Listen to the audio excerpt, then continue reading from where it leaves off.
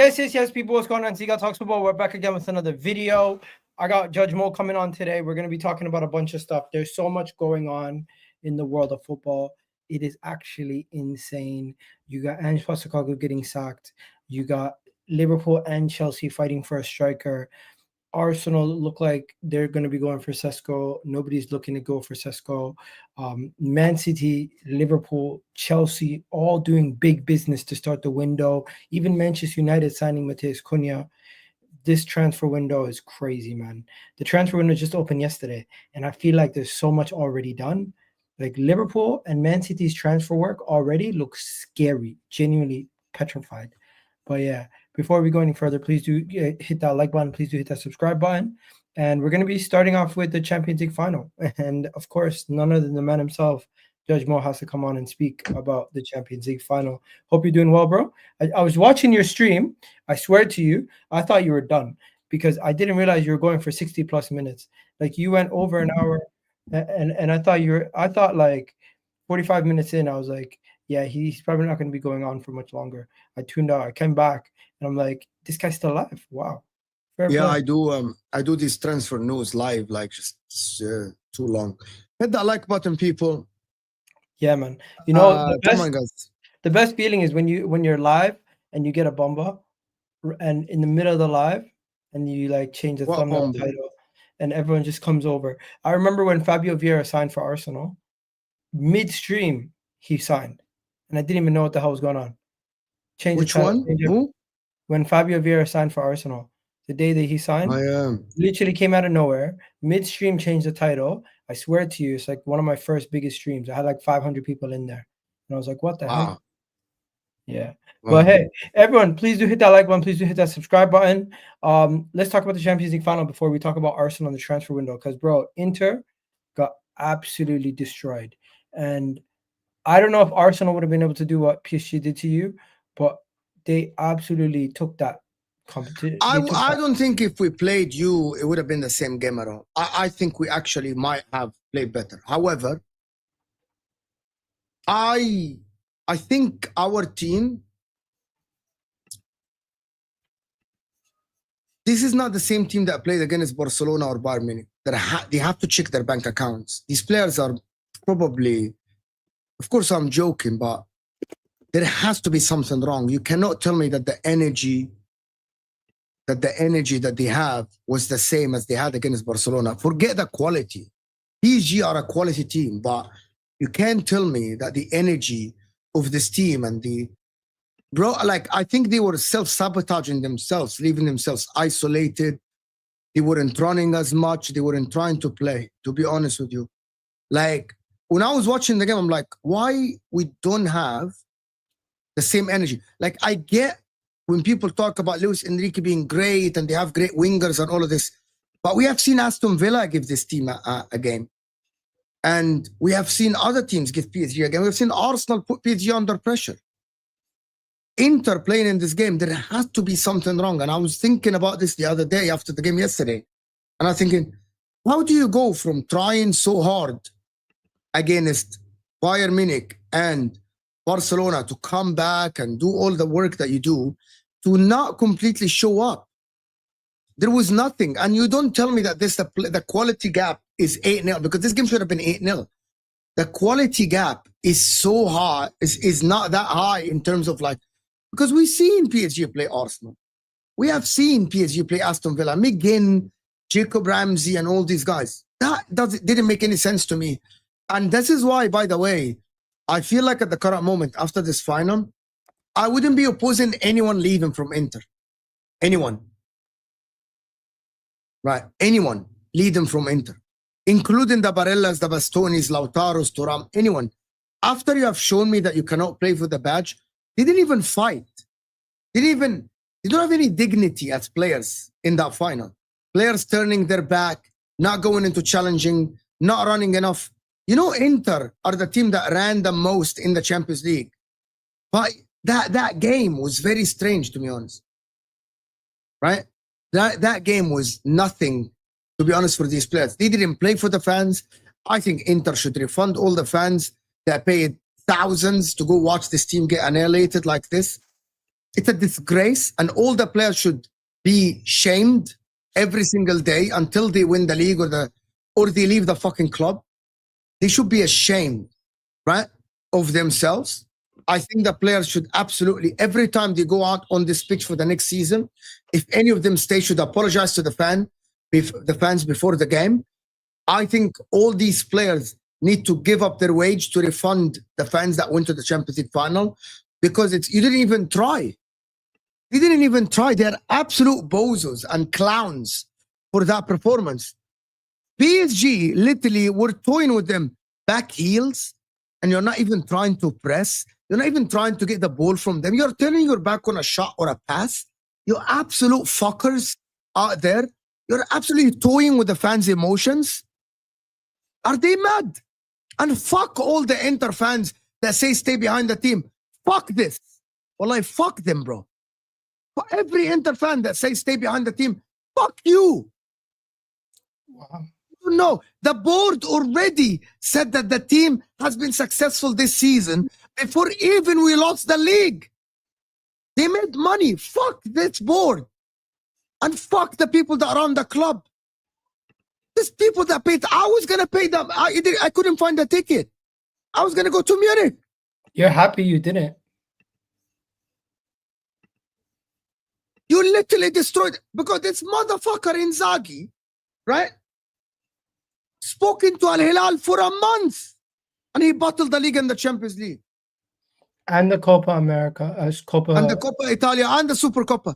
He was leading, and he was speaking to Al Hilal. Fuck you and fuck Al Hilal. Go fuck each other, bro, in Saudi Arabia. Bro, this motherfucker, bro, he destroyed the cycle. You know, we were talking about Inter, one of the teams that is coached well and everything. You literally destroyed the club. You destroyed you could have fucking left with dignity. You could have left with dignity. I would accept a loss, 2-0, 3-1, 2-1. It doesn't matter. Right? And another coach comes in and continue the work. You get the point. Like, you lose with dignity, fine, better team. PSG, I have to admit, best team in the world at the current moment. Best team in the world. Right? Magnificent players. Enjoying them. But to what do you think about the people who say PSG have invested so much money compared to Inter? It doesn't matter. They didn't say the fuckers that say this are the cocks, bro. The fuckers that say this are cocks. Do you know why? Because they didn't say this with Barcelona. Revenue and wage bill is 3 times Inter's wage bill. Bayern Munich 4 times. You didn't say that. Why didn't you say this? Show me what did they say when Napoli won the league? Yes. Do you know that Inter's wage bill is 20% more than the next one? Let alone Napoli. Let alone Napoli. I'm talking about the next team after us. Let alone Napoli, who are 4th. We are 1st in the league. I swear to God, bro. Some people really find the best way to sleep well at night. But PSG invest, fine. I get it. They should win. They are deserved to win the Champions League this season. You knocked out Liverpool. You knocked out Arsenal. They were great. Right? They came back from the dark. What about the fact that is it a club thing? Because your club is historically known for losing in Champions League finals. No, but we won 3 Champions League finals. You've lost 4. We lost 4. 5. Yeah. You've lost more Champions League finals than you've won. Yeah. And I hear it. Maybe the club has a history, but we won 3 of them, and that is. And by the way, it's very unlucky that we fucking faced the 2 clubs that at the time they were the best in the world, and the highest wage bill, PSG and the highest wage bill, and the highest investments, and some of the best managers out there. Like, we're very unlucky that PSG and Man City, we could have faced Arsenal, could have faced Aston Villa, could have faced someone else, but our luck is that we faced Man City and PSG. Bro, the way you guys were defending versus Barcelona and the way you guys were defending versus PSG, what happened to your defense? I'm going to tell you one thing. You're supposed to have one of the best defenses in Europe. Lamine Yamal is the best player in the world, right? All right. Against Inter, He had to come with world-class goals, dribbling 3 players between the lines to score a goal. They had to do like, they scored from like 3 crosses in the 6 goals, right? But there was running, there was covering, players were covering each other. You know what I mean? And Bastoni had a good game against Yamal. Bastoni had a good game against Bayern Munich. But now, you're talking about a team that didn't even try. There is no player in PSG that is better than Lamine Yamal. Right? PSG could have scored 8, bro. And I'm telling you, the problem with this team is that they didn't show any fight. They didn't show any fight. And if I support the club and I see my players that fucking get paid to pay for that club, it's an honor for them to play for this guy. None of these players, with all due respect to them, none of these fuckers are R9 or Zidane's or Ronaldinho's or Messi's or Cristiano. You're nobody. You're nobody. Lautaro? What about Lautaro? He's supposed to be that's like another guy. Man. That's another guy that is the most overrated striker to play for Inter. Inter fans love him. Yes, he scored against Bayern. Yeah, yes, he scored against Barcelona. But I needed you in this game. 2 finals, you don't show up. With all due respect, these players think they are something. Every one of them think they're something because they won 1 league title for Inter. But you bottled 2 others. But you're talking about, like, to be honest with you, Egal, if I don't think you have ever experienced what I've experienced as a fan, and some Arsenal fans came to my chat, and some of the people that tagged me on Twitter and said, but why you do this for Arsenal? I'm not an Arsenal fan. You have never seen this in your life. And I don't hope this on anyone that I know. The feeling that I had in that day was an empty feeling as a fan. Listen, I have a life. I went out the next day with my wife. I would have dinner. I spent good times with my wife. We went out. I was like, I'm sitting with my mom. And like, I have a life, Broski, right? But as a football fan, the feeling I had, and it's not, by the way, it has nothing to do, it's nothing compared to bottling the league title. We bottled 2 league titles. We bottled league titles before, and we won. And we lost the final before against Man City. It was never this feeling. It was never this feeling. This is a feeling of empty as a football fan, of my players stepped on a pitch in a Champions League final and didn't play for the badge. I would have paid money to play for that club, to play a friendly for that club. And you fuckers get paid to play for the club and you don't show up. The manager himself is a bottler and a serial bottler and a serial choker. And you tweeted that, and I tweeted that before you, by the way. I said that he's a serial bottler. When there was pressure on him, he bottled the league against Milan 3 years ago, and he bottled the league this season against Milan, and he bottled the Champions League. I get it. You lost against a better team, but you didn't even put in a fight. He only won the league when there was no pressure. So you're saying Inzaghi out. You want him gone. And I understand. I want him. I don't think he can face the fans again. Bro, I understand. Listen, people talk about Arteta bottling things. Bro, you guys have the best team in Italy. You got knocked out of 2 competitions. You lost 2 competitions, both Copas, to your fiercest rival, AC Milan. You lost the league to Napoli with Scott McTominay and a bunch of guys that nobody expected to be anywhere near your level. And the Champions League final seems like the hardest loss of them all. But let's be honest, PSG is just slightly better than you guys. No. Losing 5-0 in the final. Okay, this is a great club with great history, with Ballon d'Or winners, with triples and everything. And this club had great players play for him, for us. We have had multiple trophies. We have won 20 league titles, Egal. We have won multiple cups. We have won a treble. It's stained by these players. These players are a disgrace. It's stained. You talk about Arsenal not winning a trophy, not winning the Premier League for 20 years or not ever winning the Champions League, but that's not a stain. A stain final is a disgrace. I'm telling you, 10 years from now, unless these players go and win the Champions League, which is, I don't think it's going to happen. I think this cycle is over. It's done. I think these players will always be remembered, not for winning league number 20. They will always be remembered for this final. That is what people don't understand. You will always be remembered as a football player at Inter. Lautaro, Barella, Bastoni, at Sherby, all of these players will be remembered for winning, for losing a final when he didn't put a fight, and it could have been 10. So are you saying blow it up, rebuild? You can't rebuild. We don't have the finances to rebuild.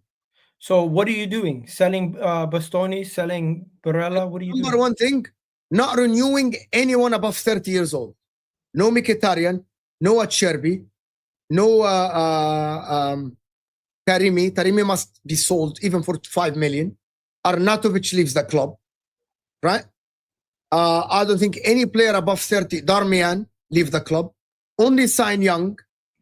Maybe if they want to keep, I wouldn't be opposed selling them, but I don't think we're going to be able to sell them. I think the players value at the market has absolutely been destroyed after this by 20% at least, right?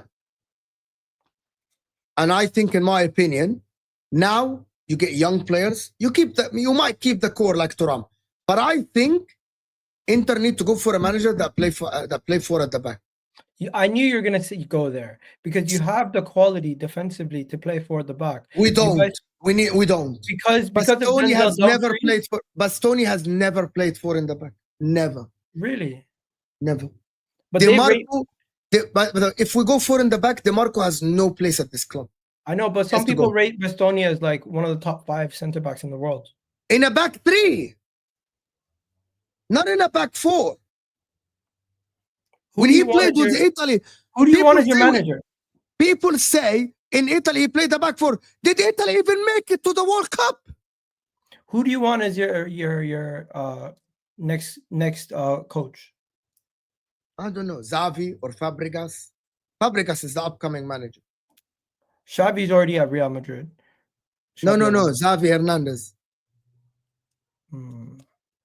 Didn't he fail at Juventus?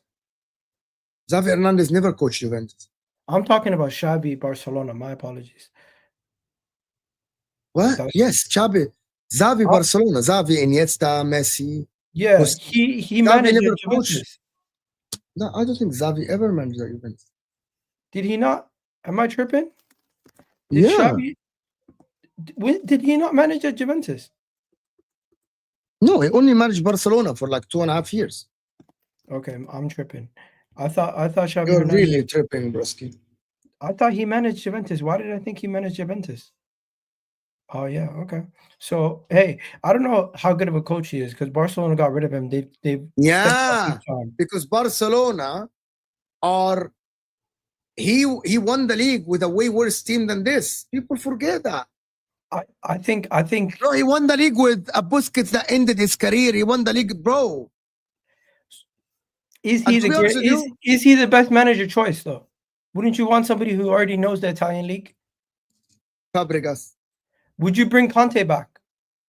He's not. He stayed at Napoli. It's not realistic. Don't do what you do for Arsenal.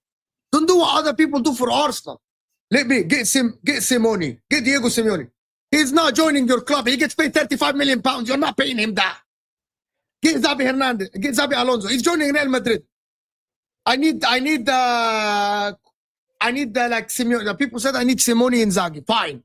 You don't have a team to play 3 at the back. You need a whole rebuild as Arsenal to play 3 at the back. You need a whole rebuild. I don't want Inzaghi. I don't want nothing to do with Inzaghi. I agree with you. And I don't blame you. I think his career is done. He's going to Saudi Arabia. I hope he does. I don't want to see him. Every time I'm gonna see this guy, I'm gonna fucking remember this loss. Fuck this guy. Would you take Klopp? People are saying Klopp. Oh yeah, that's the dream. Klopp would be amazing. Do we pay Klopp his wage? Klopp would be fantastic. Jurgen Klopp. Hey, that'd be ridiculous. About Inter. Let's get on to the next part.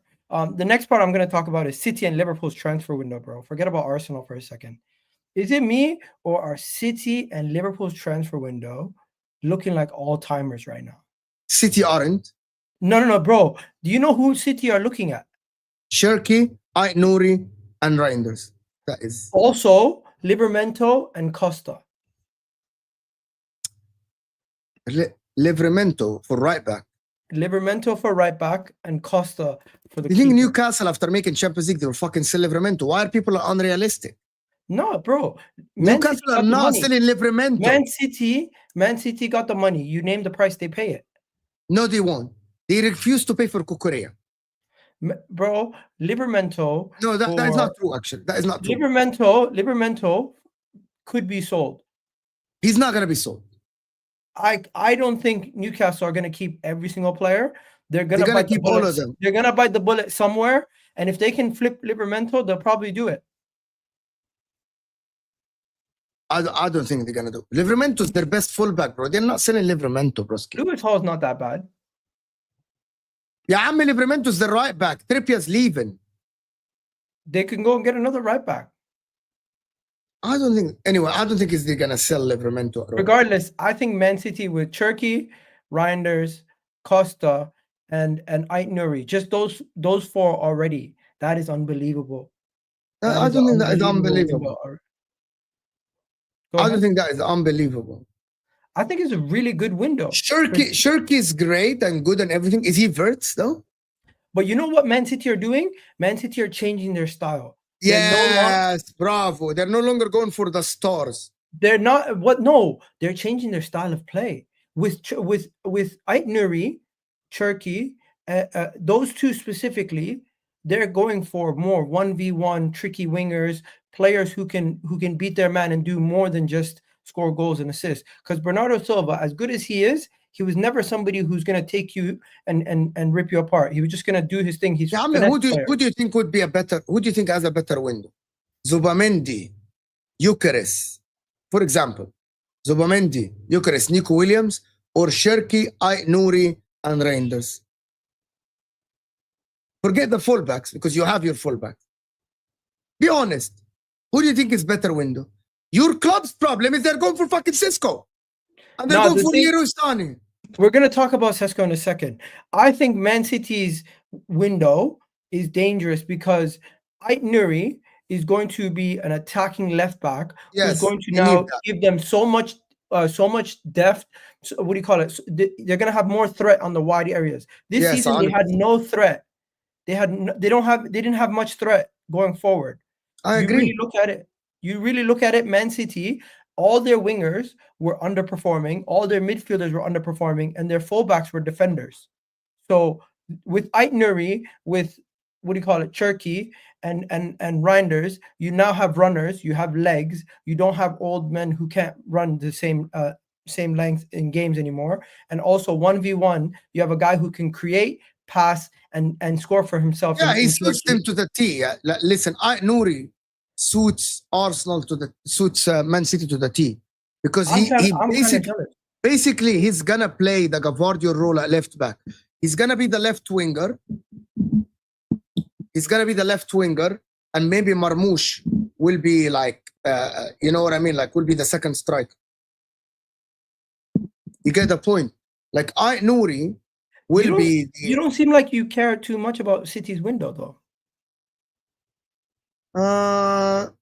No, but they have Pep Guardiola who can make everyone look great. Like, I think Pep is changing his style to a more transition-based team. It's clear. Everyone can see based on the players that he's buying and the personnel that he's purchasing. Man City will never play transition-based football. Pep Guardiola will never play transition. There is a level of transition that you need. And Man City last year were not fast enough.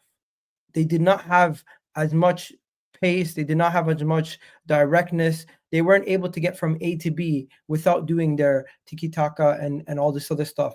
Now, with Ait Nouri, with Cherki, with Marmoush, you have players you can just give the ball and go. Before they had players. You think City will be direct then? Before they had Riyad Mahrez, you give him the ball from the goalkeeper, he scores. Now they have Marmoush, give him the ball from the goalkeeper, he can score. So who's going to be the Chelsea, the City midfield? Okay, let me just tell you: Cherki, Reinders, Rodri starting. Cherki is not going to be a midfielder for me.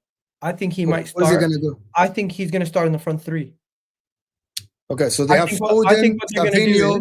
Okay, so they have Foden, Savinho, Doku, Bernardo.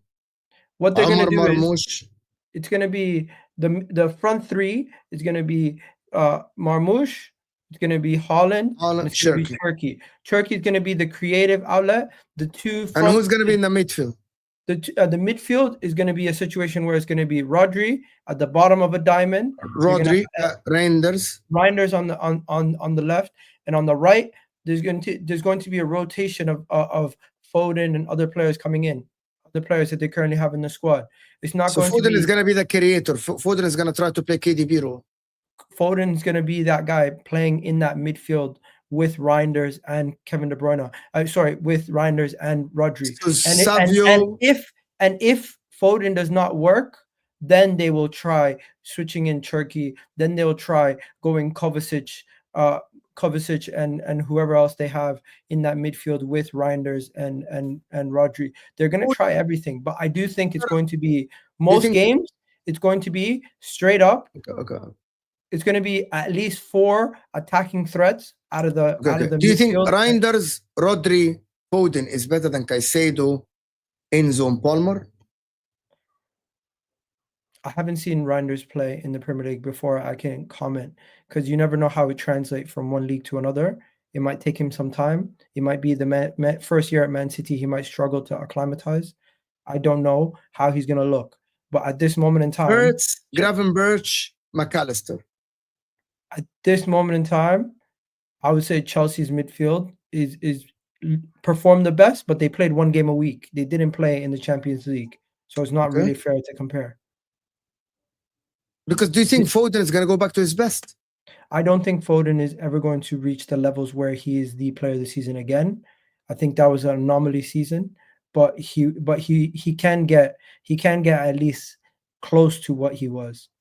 I don't think, in order for Man City to win, though, they might not need him to be the main guy ever again. With the players that they're now purchasing, Marmoush and Turkey could carry the reins offensively, and Foden could have more of a creative role where he doesn't necessarily get at the end of those goals, at the end of those assists. He's going to be a lot deeper. We'll see, but I can never rule out Pep Guardiola getting the best out of that midfield, to be honest. But this season, Liverpool's midfield has been the best. If they strengthen that DM position, they could potentially be the best again next season. But Chelsea, on paper, have the best midfield. They've just not performed like it consistently throughout the season. Let's go to Liverpool, though. Is Liverpool's window the scariest? As of now, yes. If Liverpool add a striker, are you really that scared of their window? So far, it doesn't really feel. To be honest with you, Frimpong as a right back, he's not defensive at all. He's not a defender. He's not a right back. But Arne Slot wants to play flying backs, which is going to be Frimpong and Kerkez. Wirtz adds a lot of creativity that they didn't have. So he takes a little bit of the weight off Salah's shoulder. Right? They need a striker. Imagine if they get a striker, any striker. I don't know who they're going to get. Imagine if they're looking at Ekitike. He's too expensive. They already said he's too expensive. So who do they want? I don't know at the current moment. There are news about Gyökeres. Gyökeres works. But the question everyone's saying about Gyökeres is they're worried about Darwin Núñez 2.0 happening. Everyone's concerned that it's too easy to score. Two players are different from each other. No, but the thing is, people are saying it's too easy to score goals against the bottom half of the Portuguese league. That is where the gulf in class and qualities is happening. So who else? I personally think Gyökeres is a great signing for anybody, but that is the concern that everyone's saying. Remember when you're on your show, you're saying, why are people criticizing Gyökeres now? Because everyone, even the experts, are questioning Gyökeres' goal tally compared to Ekitike, Sesko, and all these other people. I think if Liverpool sign Ekitike, if Liverpool sign Sesko, if Liverpool, you think Ekitike and Sesko are better than whoever Liverpool sign at the striker position, they will work because they still have a goal scorer in Mo Salah who can carry the team through other people's time where they're getting embedded into the squad. You think that Sesko and Ekitike is less risk than Gyökeres as a number 9? No. I'm not saying that. I'm saying at Liverpool, you can handle the risks because no matter what, they have Mo Salah. Arsenal is a little bit more sticky situation. Man City, they can handle the risk of signing wingers because they have Erling Haaland who can score goals, Marmoush who can score goals. Teams like Chelsea and Arsenal are in a little bit more of a stickier situation. where whoever we sign, we kind of need to make sure they work out. Chelsea aren't, because they're gonna sign the lap, so it's Chelsea. Chelsea, they're signing 2, so yeah, there you go. They're not even at risk, because they might sign the lap. The team that needs a striker the most is Arsenal. I know. And we're destined to sign Sesko. But before we talk about Sesko, let's bring it back to Liverpool. Liverpool get Florian Wirtz. What's their midfield situation going to be? He just replaces Szoboszlai? That's it. But he's not. Szoboszlai does a lot of the defensive work on that right-hand side. Did you notice that they are going for all attack, all out attack? Frimpong and Kerkez, and they're going all out attack, broski. Aren't they going to be exposed defensively? They can, but it looks like Arne Slot have something in his mind. Do you think it's because of the PSG matchup? Maybe, yeah. Maybe it's because Mo Salah was putting a lot of the weight. They're like trying to get some of the weight off Mo Salah's back. Yeah. Like it looks like it, to be honest, because Frimpong is not defensive at all. If they get Kerkez, Frimpong, Wirtz, and say Ekitike, that is an amazing window. That's a 10 out of 10 window. But they still need that DM. They still need that DM because Gravenberch is gonna get better. Gravenberch is gonna get better. You are assuming that Gravenberch has hit his ceiling. No. I'm assuming that Endo is not good enough cover in the case that they need cover for Gravenberch. But Gravenberch has been one of the best DMs in the league this season. Why do you need? And he's also stayed fit. Endo is not good enough. So they can get any DM to be a backup. It doesn't have to be a star. It can be a 20 million pound player from here and there. If they go and get a DM on top of that, then they've covered pretty much all. They can get any DM, right? Like it doesn't have to be someone that is all the clubs on. Like it doesn't have to be Adam Wharton. It doesn't have to be Zubamendi. It doesn't. They can get any DM as a backup, not anybody. Similar to how Endo played last season. Any DM to cover for Gravenberch, just in case he needs rotation. Because Gravenberch is doing a good enough job in that midfield. Honestly, as a DM, by the way. Liverpool. And also, you gotta know, you have to know that because Szoboszlai is not on the pitch now, and he does all the running, McAllister and Gravenberch are gonna be a double pivot. And Wirtz is gonna be a clear 10. So the midfield is not a DM and 2 8s. It might be a 2 DMs and a 10 and a clear 10. Unless they don't get a striker and Wirtz play false 9, but I don't see that happening. I think Wirtz needs a little bit of fluidity. Maybe. Liverpool are building a very scary project. Man City are building a very scary project. The only problem with Liverpool is they need a cover for Konate in case he gets injured. They're going to get a center back. They could probably get like a cheap center back and develop him. Maybe. I don't know. If Kwanzaa and Harvey Elliott leave, you might need a center back. And I think they're going to get a center back. So with that being said, what the hell is going on in Arsenal? Because Chelsea also, we didn't even speak about them. Chelsea also are behind us in the league, but they go and sign 2 strikers. They go sign Gittins. They already have an amazing midfield. And they get some defensive cover and a new goalkeeper, they could be right there also. So it's like, Chelsea, bro, this league is fucking nuts. Yeah, the league is going to be crazy next season. I think Chelsea are going to get better under Enzo Maresca. If they get a striker, I think there is going to be... You think Chelsea can overtake Arsenal next year? Depends on who you sign, but I think there is a possibility they do it. I think there is. I think Chelsea's the team that gets Gyökeres, bro. Really? I think Chelsea's the team that gets Gyökeres. I think Gyökeres needs to lower his valuation because I think he's asking for like 200K when he's only currently on like 50K. And 200K is not a lot for him. I know, but he's only on 50K. He's asking for... Who cares? It doesn't matter how... Okay, Maslow Skitty is on like 5K. No, but when somebody's getting a pay rise, you look at it in perspective. No, but that's not a pay rise. That's a new contract. That's not a pay rise. You pay the market value for him.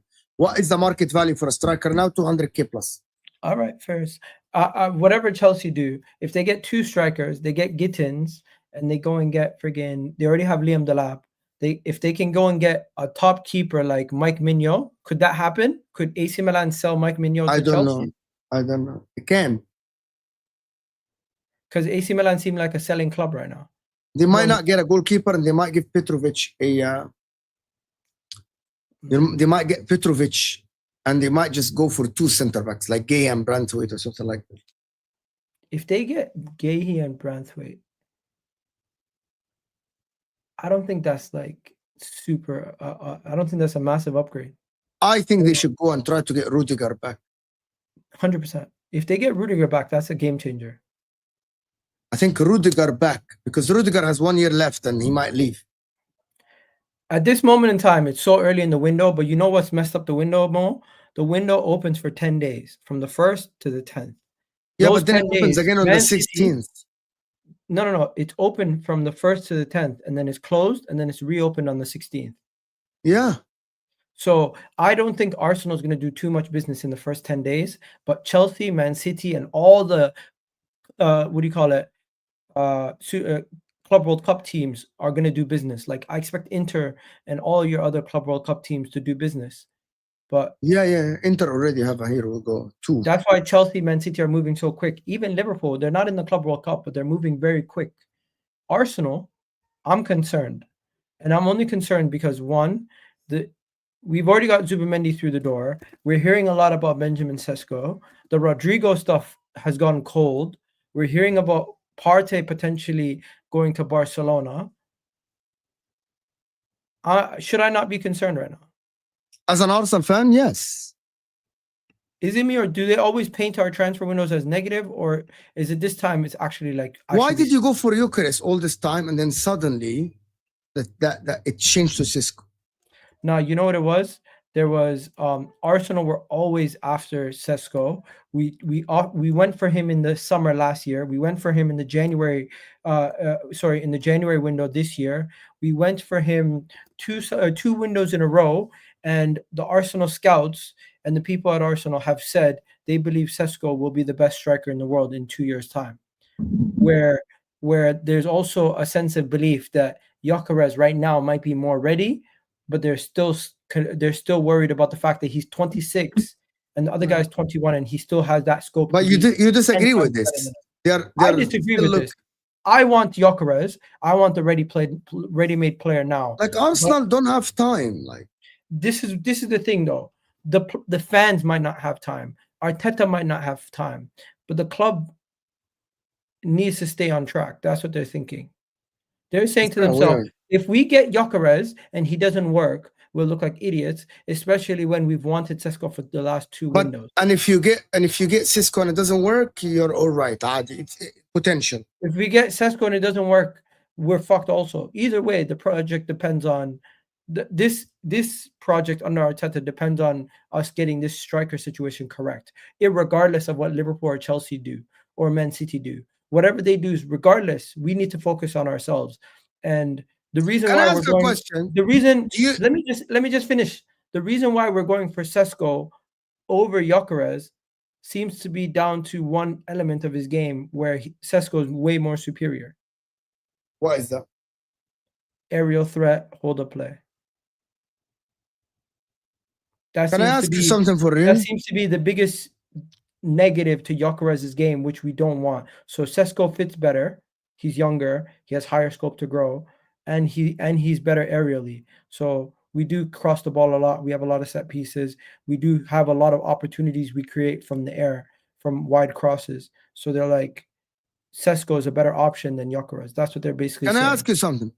You think Arteta gets time? If he doesn't win the league? Arteta does not get more time. We don't win this year. I think Arteta's gone. Do you think the club will give him more time? I don't think the club will give him more time. I think this is. So you think the club are going to build regardless of Arteta staying or not? So Sesko is not an Arteta signing; it's a signing for the club. I think Arteta sees Gyökeres' game and says it's limited compared to what Sesko is. I don't think Arteta just wants a goal scorer. I think Arteta wants somebody who can score in different ways than what Gyökeres does. Gyökeres is a ball striker, 2-footed, very strong shooter, and can get the ball out of his feet quick with good footwork. Sesko, he's somebody who's also not only attacks. Yeah, but who's ready now? Who's ready? Okay? Let me ask you something. Next season, who gets Arsenal over the line? Sesko or Gyökeres? The way that he's looking at it, I don't think they're looking at Sesko as somebody who's gonna come in and score. I want an answer, Egal. I want an answer.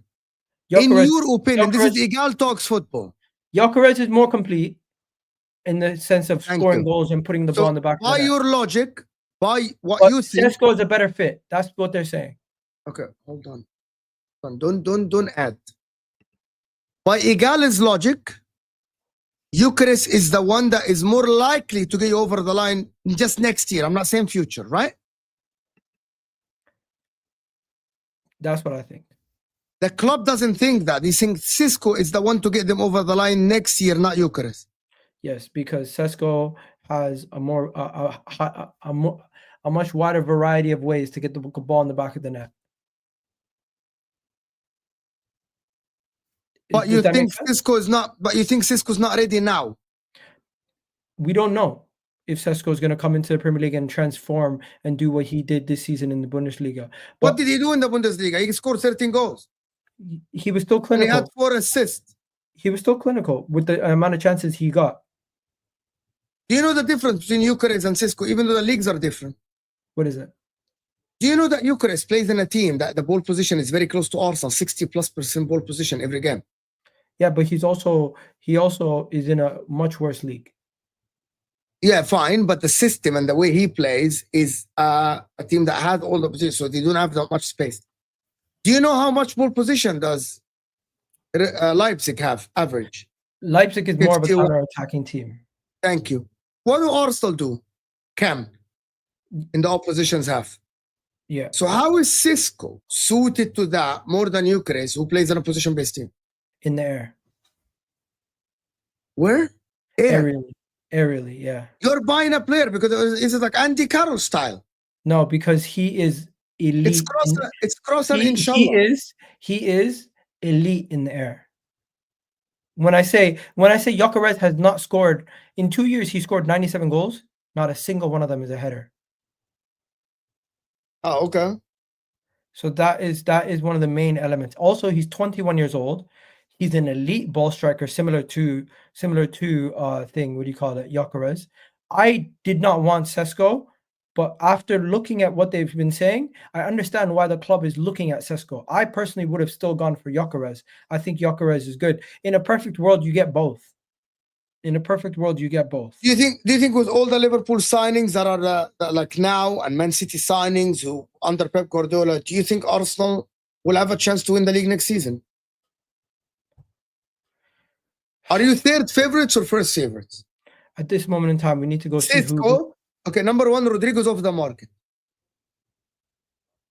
At the current moment, he wants to play Club World Cup with Real Madrid. He wants to show Xabi Alonso that he can stay at the club. At this moment in time, we're in third. You are third. Potentially could drop to fourth. Don't you think that if Chelsea get Eucharist? I said that. Potentially could drop to fourth. But I need to see what else we do. We still have to do more. Bro, if we lose Thomas Partey also, which is another conversation, the main reason why fans want to lose Partey is not because of footballing reasons, I don't think. It's mostly because of non-footballing reasons. The accusations thing on him. Yeah. But I think if Partey does get offered a 3-year deal, Barcelona's going to take him the same way. He's leaving. The same way they took Gundogan from Man City, they're going to take Partey from Arsenal. Because we're not going to give Partey a 3-year deal. We're offering him a 1+1. If Partey gets a 3-year deal from Barcelona, it's over. He's gone. And you need to sign another midfielder then, because you can't. You know what's going to happen? We're going to sign another left back. We're going to make Mazu Skelly a midfielder. Oh my God. I think he's a very good left back, Broski. He might be ready to play. Why it's complicated with Arsenal? That's the rumors. Why the club is complicated? I don't understand it. This is the club. Like, why is not straightforward? Keep Partey, sign Zubamendi, Odegaard maybe goes back to his best, sign a left winger, whoever the fucking. Bro, we gave Trossard a new deal. We're offered Trossard a new and deal. Martinelli. I don't know what the hell we're doing. Maybe it's asset management.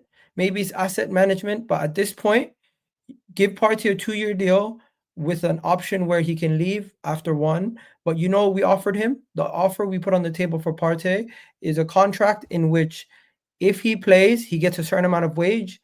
If he doesn't play, he gets a reduced wage. no player will sign that because they know that do you know why Man City didn't play Kozanov? Why? Because there's a contract that in the contract it says that if he plays 10 games, they pay extra this. So they played him 9 games and then they kind of didn't play him again. I did not know that.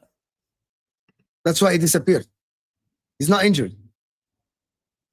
So yeah, players might not do that. But the reports are Thomas Partey is looking at a variable contract with Arsenal where there's clauses in it where it rewards him if he plays and he's available compared to being injured or not on the for some reason being off the pitch. Yeah, it's actually, I don't know. Like, I think you must keep Thomas Partey. It does look like it's just conversations. We don't know how far it is with Barcelona, but he has already rejected Saudi and Atletico Madrid. So maybe there's a chance that he could also reject Barcelona. We'll see. He might. We'll see. We'll see how it goes. We'll see. Where do you okay? So what do you think right now? Favorites for the Premier League next season? Liverpool. Liverpool. Yes, Liverpool. What do you think Arsenal need to do to become favorites? Sign Eucharist, sign a left winger. To become favorites, sign an attacking midfielder. So a 10. A 10. Doesn't have to be a superstar. Would they be good? As it would be great. It doesn't have to be a superstar. I'll tell you this. I don't know if Arsenal is going to sign a 10.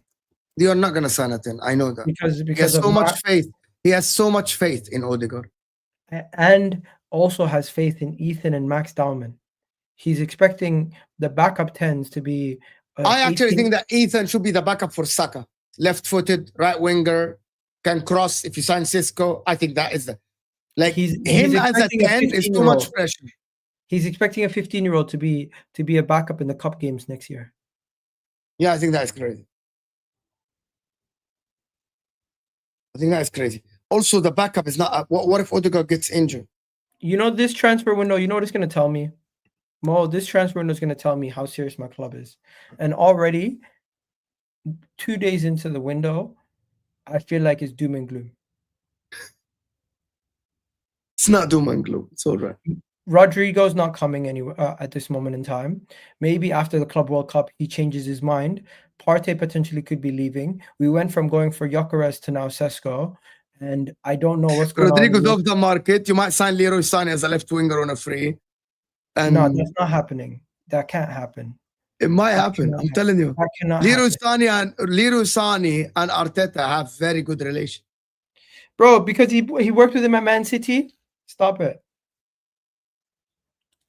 Leroy Sané and Sesko from Bundesliga. You know what? I don't even think Leroy Sané is bad, but if we sign Leroy Sané, we still need to sign a 10. Yes. So if we get Leroy Sané and we get like a Xavi Simons, I'll maybe accept it. But you cannot tell me we come out of the window with Zubimendi, Sesko, and Leroy Sané. We're ready to take on Liverpool and Man City. No, we're not. You might not be. Free signing for free signing, as DJN saying, replacing Sterling with Sané.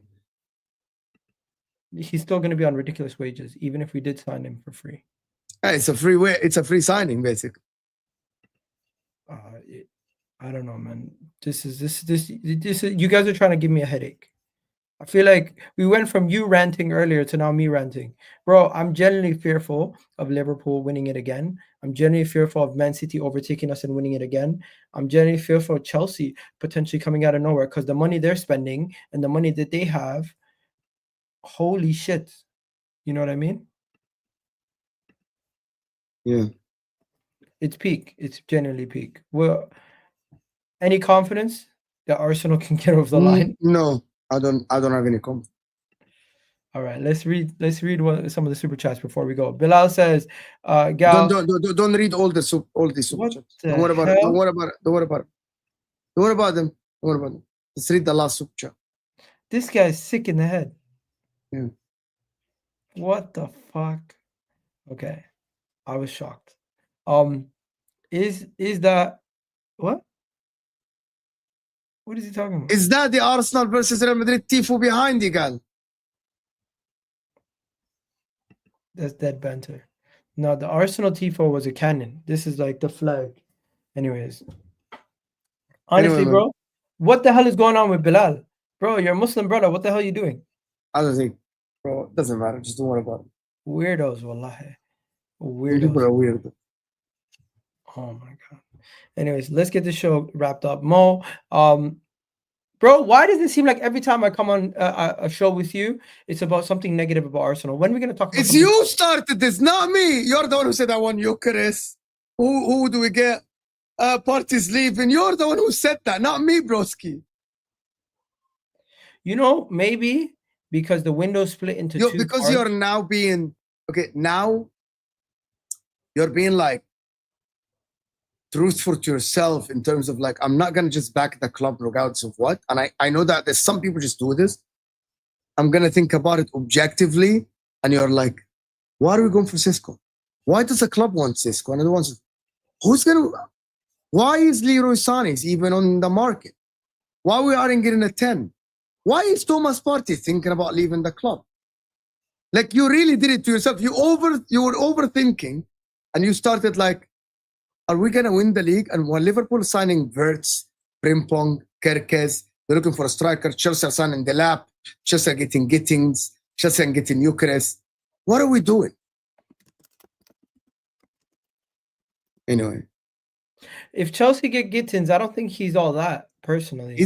they're relying so much on Estevao and Neto next season. That's what they're relying on. Estevao looks good.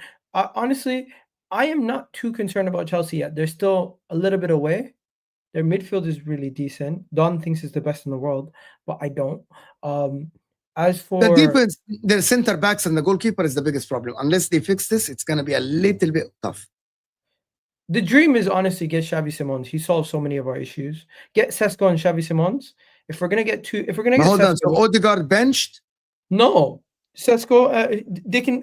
Xavi Simons can play left wing when we don't want him in the 10. Oh, okay. He can play He can play multiple positions, and I think Xavi Simons is the kind of character. He's like a maverick. He can carry the team, improve our transition. And you know something? Watching the Champions League final, I'm sorry to remind you once again, it made me think we need more quality players in the transition. So whatever we do this window, we need better 1v1 attackers, and we need what do you call it? We need players who can carry the ball far distances, dribble. Maybe you can try to sign Lamine Yamal. No, that's never gonna happen. You're taking the piss now. What about Barcola? You take Barcola at your club? I would take Barcola, but I would first try to get what do you call it? Either Rodrigo. I'd wait until the 16th of June when the transfer window opens again. I think Arsenal's gonna wait. The thing is, bro, everyone's gonna do their business early. Arsenal's gonna do their business late. It's super annoying. Anyways, we're gonna wrap it up here, guys. We're redirecting to Husam's channel. He's gonna be live at 3:15. We'll catch you guys then, and you already know what it is, okay? You got any other shows coming up? No, I'm done. Yeah, I got one more show coming up tonight at 10 o'clock after Husam's show. We're gonna be talking about a bunch of stuff. So I'll catch you guys then. Love for the love, people. You already know what it is. We're out of here, people. Big up Mo for joining. And hey, commiserations for that defeat once again. Allah,